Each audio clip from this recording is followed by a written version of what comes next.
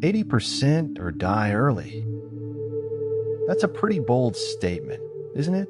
But what if I told you it's not just a catchy phrase? It's a life-changing truth.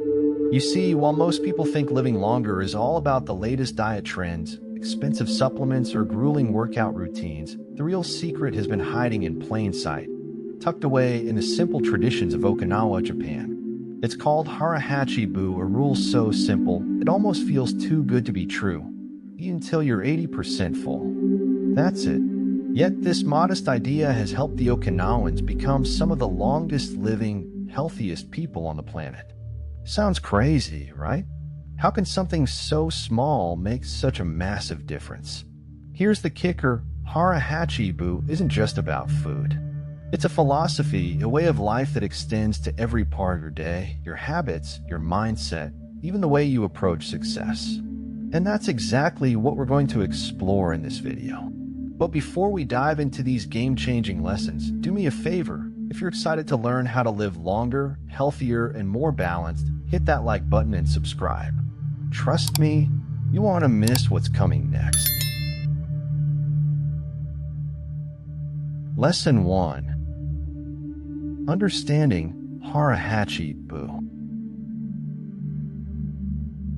Imagine this. You're at a feast with a table full of delicious food. Everything smells amazing, and your first instinct is to pile up your plate until there's no room left. But what if I told you that stopping before you're completely full could actually be the key to a longer, healthier life? That's the heart of Hara Hachi Bu, a simple yet powerful practice from the Okinawans, who are among the longest living people on Earth. So, what does it mean? Literally, Hara Hachi Bu translates to stomach 80% full. It's a guideline, a little voice in your head that says, hey, that's enough for now. But let's be real. How many of us actually stop eating before we feel stuffed? The truth is, we often confuse satisfaction with excess, and that's where this principle shines. Here's a practical way to try it. Next time you're eating, serve yourself just enough food to feel content, not bloated. Use smaller plates or bowls. There's sneaky tools to help you control portions. You could also set a timer for 20 minutes and eat slowly, giving your brain the chance to catch up with your stomach. After all, your body's not a buffet, it's a temple. But it's not just about eating less, it's about mindfulness. Think about it. When you eat with intention, savoring every bite, you're not just feeding your body, you're nourishing your soul. That's the kind of mindful practice that transforms meals from mundane routines into moments of gratitude. Now, if you're wondering how this principle ties into more than just food, let's take a closer look at how moderation can shape your life in ways you never expected.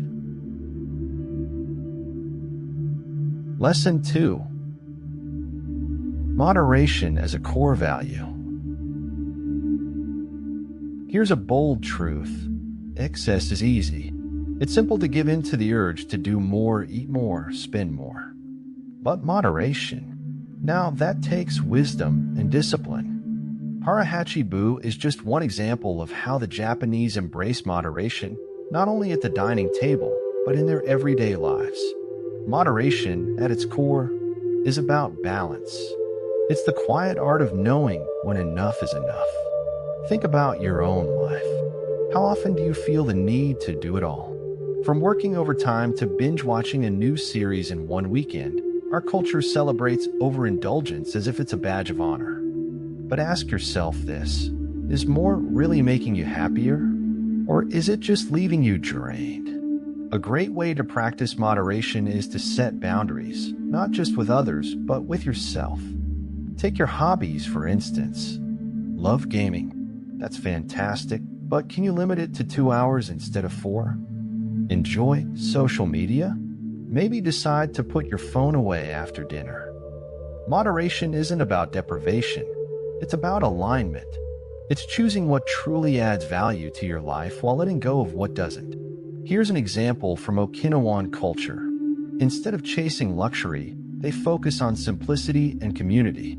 You'll rarely find extravagant lifestyles there, but you will find people who feel deeply connected to their purpose, their neighbors, and their daily rituals. That's the kind of richness money can't buy. And when you start to see moderation not as a restriction, but as a liberation, it shifts your whole mindset. It's no longer about what you're giving up, it's about what you're gaining. And speaking of gaining, there's another principle tied to this practice that unlocks a healthier, more sustainable way of living. Lesson 3. The science behind 80% full. Here's a fascinating question. Why does eating less lead to living more? The answer lies not in magic, but in biology. You see, our bodies weren't designed for constant feasting. They're built to thrive on balance.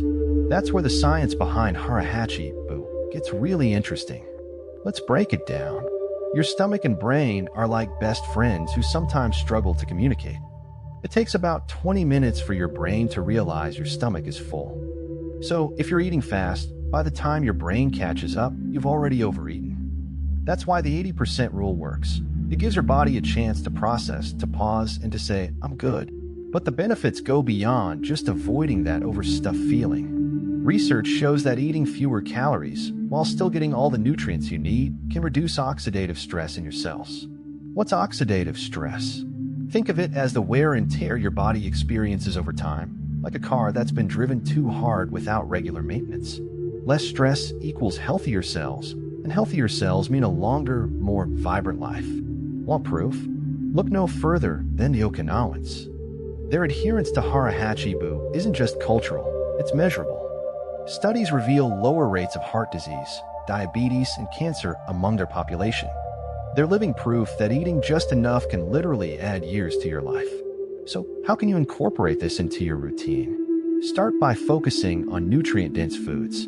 Fill your plate with colorful veggies, lean proteins, and whole grains. And here's a trick. Drink a glass of water before your meal. It not only hydrates you, but also helps you feel full sooner. The best part? This principle isn't just about food, it's about living intentionally. When you practice the 80% rule, you're training your mind to appreciate just enough in every area of life. And that opens the door to a profound transformation that goes beyond the plate. Lesson 4. Practical application in daily life. Alright, let's get practical. Knowing about Hara Hachi Bu is one thing, but how do you actually live it? Because let's face it, habits like these sound great in theory, but they can feel tricky in the chaos of everyday life. The beauty of Hara Hachi Bu is its simplicity. It doesn't require fancy tools or expensive programs. All it takes is awareness and a little discipline. Start with this. Before every meal, ask yourself, am I eating because I'm hungry or because it's time? Often, we eat out of habit, not hunger. Shifting this mindset is the first step to mindful eating. Here's a game-changing strategy. Practice portion control. Swap your oversized dinner plates for smaller ones. Studies show that people eat less when their plate looks full, regardless of its size. And if you're dining out, don't be shy, ask for a to-go box up front. Split your meal in half and save the rest for later. You'll be amazed at how easy it is to avoid overeating when you plan ahead. Another key tip, slow down. Ever noticed how fast we eat when we're distracted? Make a commitment to turn off the TV and put your phone aside during meals. Focus on each bite. Enjoy the flavors, the textures, the experience. Think of it as a mini meditation. But don't stop there. Apply this principle to the way you shop for groceries. Fill your cart with foods that nourish your body rather than just satisfy a craving. A good rule of thumb: shop the perimeter of the store where the fresh produce, lean proteins, and whole grains live. Avoid the processed stuff lurking in the middle aisles. When you live by Hara Hachi Bu, every meal becomes an opportunity to practice mindfulness and moderation. And here's the kicker, it's not just your health that improves. This principle has ripple effects on your finances, your energy, and even your relationships. So what's next? Let's explore the bigger picture behind these benefits. Lesson 5. Benefits of Hara Hachi Bu. Here's where it gets exciting. Hara Hachi Bu isn't just a neat little eating habit, it's a full-blown lifestyle upgrade. The benefits ripple across every aspect of your life, from your physical health to your mental clarity. Let's unpack what makes this simple rule so transformative. First, there's the obvious: weight control. When you stop eating before you're full, you naturally consume fewer calories. But here's the kicker: it's not about starvation, it's about balance. Think of it as fueling a car. You wouldn't overfill your tank just because the gas is available, right? The same logic applies to your body. And then there's your energy. Ever notice that sluggish post-meal crash after a heavy lunch? That's your body struggling to process the overload. By eating just enough, you avoid that food coma and stay alert, energized, and ready to tackle your day. But the benefits aren't just physical, they're mental too. Practicing Hara Hachi Bu cultivates mindfulness. It teaches you to listen to your body, to recognize when you're truly satisfied, and to appreciate the food on your plate. It's a subtle yet powerful way to reconnect with yourself in a world that's constantly pulling you in a million directions. And let's not forget longevity. The Okinawans are living proof that eating less can add years to your life. Lower rates of heart disease, diabetes, and cancer. Check. More birthdays, more memories, more time with loved ones? Absolutely. The best part? These benefits extend beyond food. When you adopt Hara Hachi Bu, you start to see the value of just enough in other areas of life. It shifts your perspective, making you more intentional about everything, from the way you spend your money to the way you spend your time. But how does this principle tie into the way we live our lives as a whole? Let's dive into the cultural roots of Hara Hachi Bu for deeper insight. Lesson 6. Lessons from Okinawa. If you're wondering where Hara Hachi Bu truly comes to life, look no further than Okinawa. This little slice of Japan isn't just famous for its beaches. It's renowned as one of the world's blue zones, places where people live remarkably long and healthy lives. And yes, their secret sauce includes Hara Hachi Bu. But Okinawa isn't just about eating less. It's about living well. For the Okinawans, Hara Hachi Bu isn't a diet, it's a philosophy woven into every aspect of their culture. They don't see food as fuel alone. It's a communal experience, a chance to connect with family, friends, and tradition. Meals are shared, unrushed, and filled with gratitude. One of the most striking things about Okinawa is their relationship with simplicity. You won't find lavish feasts or endless buffets here. Instead, you'll see small, colorful plates filled with vegetables, tofu, and fish, foods rich in nutrients and low in calories. It's the kind of diet that fuels their legendary longevity. But let's go beyond the plate. The Okinawans have a concept called moai, which refers to close-knit social circles that provide emotional and practical support throughout life. It's proof that health isn't just about what you eat, it's about who you surround yourself with. When you're connected to others, you're more likely to make healthier choices, whether that's eating mindfully or taking a relaxing stroll instead of zoning out on your couch. And here's something you can try right now. Build your own version of moai. Reach out to a few friends or family members and start a tradition. Maybe it's a weekly dinner, a group walk, or even a shared meditation practice. It's not about copying Okinawa. It's about embracing their values of connection and mindfulness in a way that fits your life. Okinawa teaches us that Hara Hachi Bu isn't just a rule for eating, it's a blueprint for living. And it's this holistic approach that makes it so impactful. But how do we overcome the modern challenges that make adopting these practices feel so difficult? Let's tackle those next. Lesson 7. Challenges and misconceptions. Here's a reality check. Hara Hachi Bu sounds simple, but simple doesn't always mean easy. In a world that glorifies bigger, better, faster, the idea of eating just 80% might feel like swimming against the tide. And let's be honest, challenges are inevitable. One of the biggest misconceptions is that Hara Hachi Bu is about restriction, like some harsh diet plan. But it's not about starving yourself. It's about honoring your body's natural rhythm. Think of it as recalibrating your inner compass to find what truly satisfies you, not just physically, but emotionally. Then there's the modern challenge of abundance. We live in a time where food is everywhere. Ads scream at you to supersize your meal, and social media tempts you with perfectly staged pictures of indulgent feasts. But here's the secret. Abundance isn't the problem. Mindlessness is. The goal isn't to avoid abundance, but to approach it with intention. Take, for example, buffets. It's easy to lose track when everything looks tempting. But instead of piling your plate sky high, try surveying all the options first. Pick a few items that truly excite you. Serve modest portions and savor every bite. It's not deprivation, it's appreciation. Another challenge: social pressure. Ever been at a dinner where everyone keeps urging you to have seconds or thirds? Politely saying, "No thanks, I'm good," can feel awkward, but it's a powerful act of self-respect. Remember, Hara Hachi Bu is about tuning into your needs, not someone else's expectations. And for those who think, "I could never stop at 80%, start small.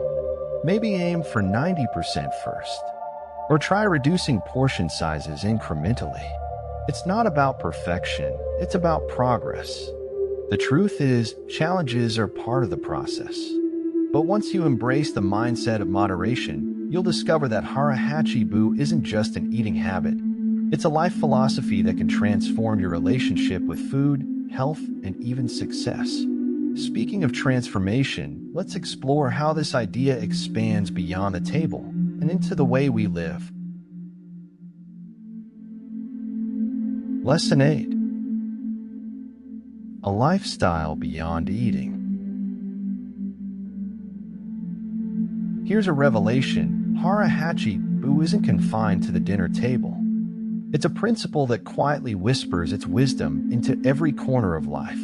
Eating until 80% full is just the starting point. What happens when you apply this mindset to everything else you do? Think about your schedule. How often do you pack your day so tightly that there's no room to breathe? Meetings, errands, social obligations, it's like trying to fit an extra suitcase into an already full trunk. What if you stopped at 80% instead? Leave space for rest, for spontaneity, for a little magic. You'll find that less truly is more. Or consider finances. The world constantly tells us to spend more, to buy more, to upgrade. But do we really need the latest gadget or that third pair of sneakers? Living by the 80% rule in your spending isn't about being stingy. It's about being intentional. Save that extra 20% for experiences, investments, or just a cushion of peace of mind. Even relationships can benefit from this principle. Ever notice how giving too much of yourself, your time, your energy, can leave you feeling drained? By stopping at 80%, you preserve your emotional reserves. That way, you can give from a place of abundance, not exhaustion. Here's an exercise. Pick one area of your life where you tend to overdo it. Maybe it's work, shopping, or even Netflix. For the next week, commit to dialing it back. Give yourself permission to stop before you feel full. Notice how it feels lighter, freer, and oddly enough, more satisfying. When you start seeing Hara Hachi Bu as a lifestyle, not just an eating habit, it unlocks a kind of clarity. You realize that life isn't about consuming as much as possible. It's about creating space for what truly matters. And this shift sets the stage for even deeper connections between balance, purpose, and well-being. Let's take a closer look at how these connections unfold. Lesson 9. Connection to other philosophical practices. If you think Hara Hachi Bu is a standalone idea, think again. It's deeply rooted in a universal truth shared across philosophies. Balance is the key to a meaningful life. From the Stoics of ancient Greece to the teachings of Buddhism and Taoism, the essence of moderation echoes loud and clear.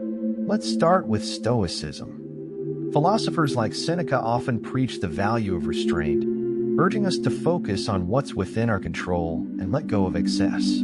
Doesn't that sound like Hara Hachi Bu in action? Eating until you're 80% full mirrors the Stoic ideal of practicing self-discipline, resisting overindulgence, and staying grounded in what truly matters. Now think about Buddhism's principle of the middle way. It's all about avoiding extremes, neither overindulging nor depriving yourself. When you choose to stop at 80%, you're walking this balanced path, respecting your body without pushing it to excess. And then there's Taoism, which emphasizes harmony with nature and the flow of life. Hara Hachi Bu aligns perfectly here, teaching us to eat, live, and act in sync with our body's natural rhythms. Taoist wisdom reminds us that when we follow nature's cues, we find peace, not just in our meals, but in every aspect of life. Even modern practices like mindfulness share this philosophy. When you eat with intention, you're not just nourishing your body, you're nurturing your mind. You're present, engaged, and connected, a rarity in today's fast-paced world. So here's your challenge. Pick one of these philosophies and explore how it ties into Hara Hachi Bu. Read a book, watch a documentary, or simply reflect on how balance plays a role in your life. The connections are everywhere, you just have to look.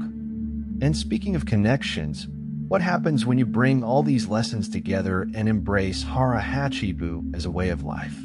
Let's tie it all up in a way that feels actionable and inspiring. Lesson 10. Embrace the lesson. Here's the thing, Hara Hachi Bu isn't just about eating or even moderation, it's a mindset. It's a way of looking at the world and saying enough is enough, and that's okay. It's about rejecting the idea that more is always better and embracing the quiet wisdom of balance. When you live by this principle, you'll notice something remarkable. You're no longer a slave to your impulses, whether it's reaching for that extra slice of pizza or cramming yet another obligation into your already packed schedule. Instead, you gain control, a quiet, steady kind of power that shapes your life in ways you never imagined. Start small. Choose one meal, one habit, one area of your life where you can practice stopping at 80%. Maybe it's not finishing that second helping at dinner. Maybe it's ending your workday on time instead of pushing through exhaustion. Or maybe it's saying no to a commitment that doesn't align with your values. The beauty of Hara Hachi Bu is that it doesn't demand perfection. It's a practice, a journey. Some days you'll nail it. Other days you'll fall short. And that's okay. What matters is the effort, the intention to live with just enough to create space for what truly matters and to embrace a life of balance and purpose. And as you integrate this mindset into your life, you'll discover something else. It's not just about what you're leaving behind. It's about what you're making room for: health, peace, connection, and ultimately, a sense of fulfillment that's richer than any overindulgence could ever provide. But how do you take these lessons and truly make them your own? That's where the deeper transformation begins, and it's a journey worth exploring.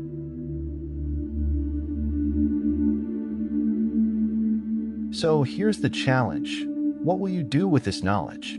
Will you keep letting life push you to the edge of excess? Or will you take a step back, embrace balance, and start living intentionally? The choice is yours, but remember, every change begins with one small step. Try it today. Start with just one meal, one decision, one area of your life where you can practice Hara Hachi Bu. And then watch as this single shift ripples into everything you do, transforming not just your health, but your mindset, your relationships, and your entire outlook on life. What would your life look like if you gave yourself permission to stop at just enough? Share your thoughts in the comments. I'd love to hear what you're ready to change. Oh, and before you go, don't forget to subscribe and hit that notification bell. There's so much more to learn, and I promise you the journey is worth it. And if you want to dive deeper into the secrets of longevity and balance, check out the book Ikigai, The Japanese Secret to a Long and Happy Life. It's an absolute must-read, and I've pinned the link in the first comment below. Thanks for watching, and don't forget to click the card on the screen to continue exploring more life-changing lessons. See you in the next video.